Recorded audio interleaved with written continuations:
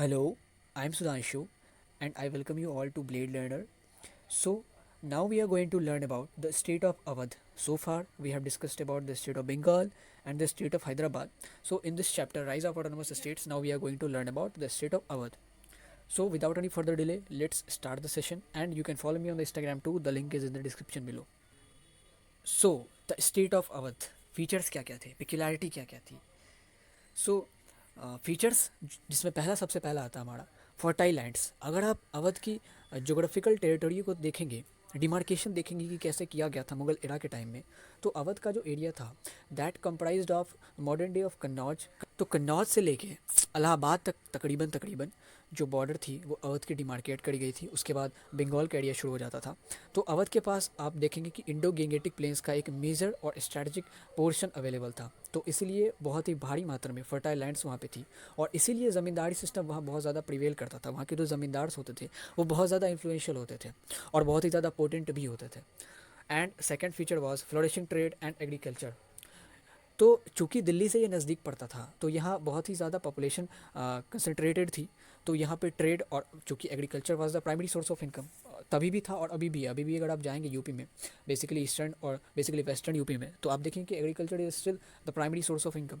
सो अवध वहाँ से चूँकि एग्रीकल्चर तो फ्लरिशिंग था ही, उसके साथ ट्रेड भी बढ़िया चल रहा था। हालांकि लैंड लॉक स्टेट था अवध, बट फिर भी the trade was phenomenal because of the agriculture produce.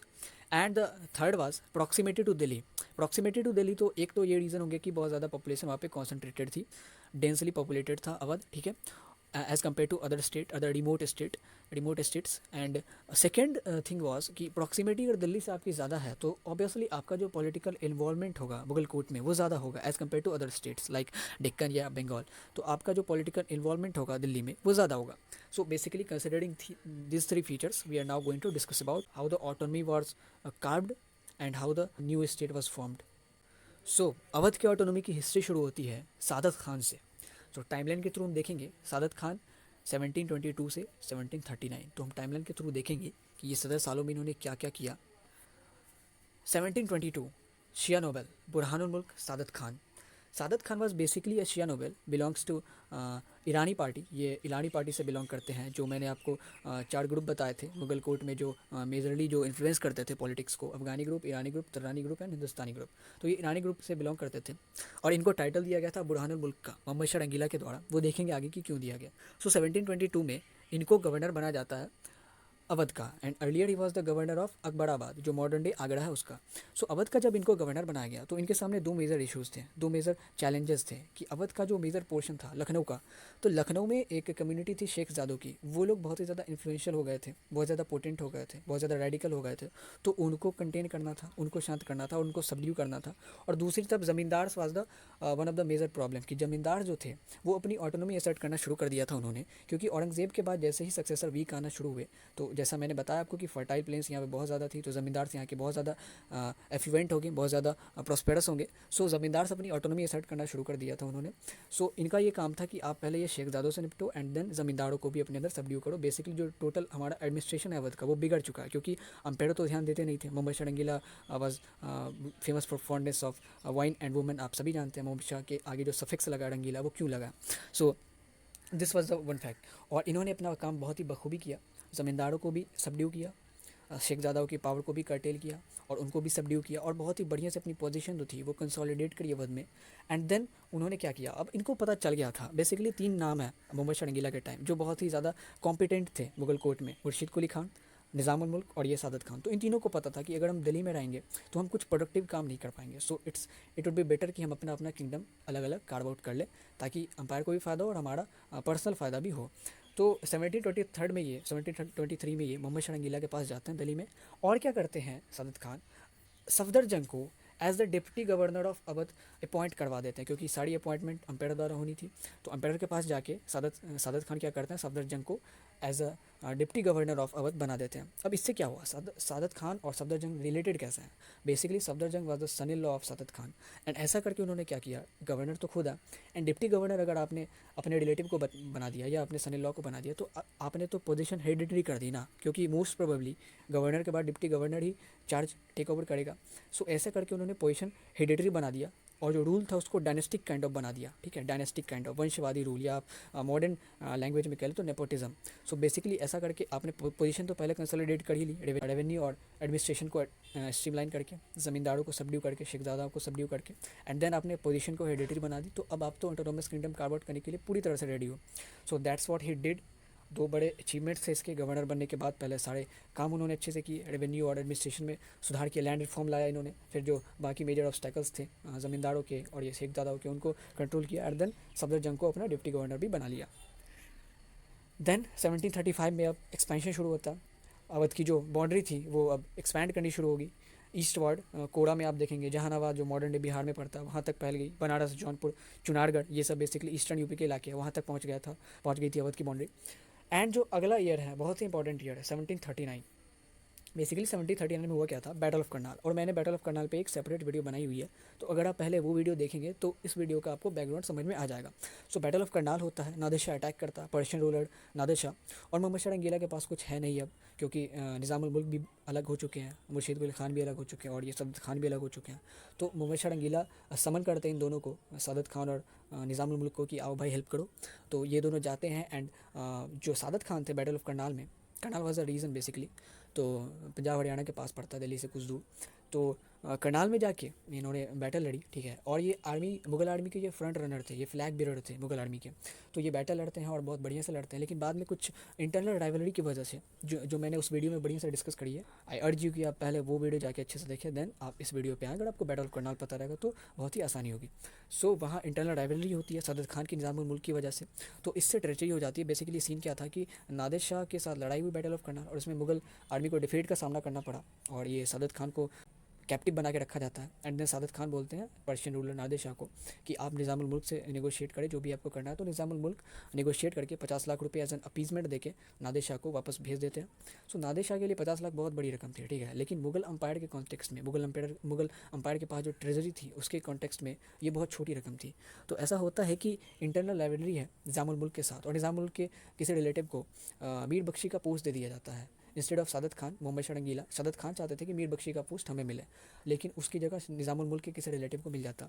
सो इसके चलते जो सादत खान है वो बाद में जो पर्शियन रूलर नादिर शाह होता है उसको वापस जाके बोलते हैं कि 50 लाख जो है वो as compare to what has been hidden in the Mughal treasury बहुत ही कम है। सो आप जाएँ वापस दिल्ली पे आक्रमण करें, एंड देन आप पूरा का पूरा ख़जाना लें। 50 लाख तो बहुत छोटी रकम है। And then rest is the history. Mohammad Nadir Shah वापस आता है, और तकरीबन 700 million rupees, 70 crore rupees including Mayur Singhasan, Takht Taus, Kohinoor सब लेके जाता है। So this was the event of battle of Karnal and treachery associated with this battle. Now 1739 में ही सादत खान अपने आप को मार देते हैं, सुसाइड कर लेते हैं। And why did he commit suicide, इसके पीछे भी रीज़न है कि जब नादिर शाह आ जाता है दिल्ली, और तकरीबन 56 दिन तक नादिर शाह दिल्ली में रहा, बहुत ही ज़्यादा मैसेकर हुआ, बहुत ज़्यादा प्लंडरिंग हुई, तो उसका जो ग्रीड था बहुत ज़्यादा हो गया था। तो सादत खान से भी वो 20 करोड़ रुपीज़ की बाउंटी की डिमांड करता है, और सादत खान इसको फुलफिल करने में इनकेपेबल थे, तो इन्होंने सुसाइड करना ही अच्छा समझा। बहुत सारे हिस्टोरियंस मानते हैं कि ये शायद नेचुरल डेथ भी थी, लेकिन मेजॉरिटी ऑफ द हिस्टोरियंस का ये मानना है कि ये सुसाइड था, उन्होंने सेल्फ पॉइजन किया था खुद को। नाउ इसके बाद एज ऑबियस सफदरजंग जो है टेक ओवर करते हैं नवाबी को, अवध की नवाबी को। सो 1739 में सफदरजंग क्या करते हैं, पर्शियन रूलर जो नादिर शाह है उसको एज ए बाउंटी के रूप में 2 करोड़ रुपया देते हैं। एंड पर्शियन रूलर जो था नादिर शाह, उन्होंने उसको रिकॉग्नाइज़ कर दिया कि सफदरजंग ही आज से अवध के नवाब होंगे, ठीक है, क्योंकि अथॉरिटी तो मुगल अम्पेयर रहे नहीं ना। अगर मुगल अम्पेयर से अपॉइंटमेंट लेनी होती नवाब की तो उनके पास जा जाता, लेकिन अभी तो नादिर शाह दिल्ली पे है, 56 दिन तो दिल्ली पे नादिर शाह थे ना। तो नादिर शाह के पास जाते हैं सफदरजंग, और वहाँ पे अपनी अपॉइंटमेंट जो है उसको लेगिटिमाइज़ करवाते हैं 2 करोड़ रुपये की बाउंटी देके। एंड देन 1739 में वो नवाब हो गए। एंड 1748 में एक और मेजर इवेंट होता है, जो मोहम्मद शाह रंगीला है एंड जो निज़ामुल मुल्क हैं, दोनों की डेथ हो जाती है। और इसके साथ निज़ामुल मुल्क की डेथ के साथ एक अलग इवेंट एसोसिएटेड है, कर्नाटिक वॉर्स, जो हम आगे चर्चा करेंगे। एंड मोहम्मद शाह रंगीला के बाद उसका जो लड़का था अहमद शाह, वो गद्दी पे बैठता है। एंड देन अहमद शाह जब गद्दी पे बैठते हैं तो सफदरजंग को वज़ीर बनाया जाता है। एंड सफदरजंग जब वज़ीर बनते हैं, तो अगर आपको पता हो थर्ड बैटल ऑफ पानीपत का वीडियो अगर आपने देखा हो, तो इमाद उल मुल्क नाम का एक कैरेक्टर था जो वज़ीर बनता है आगे जाके।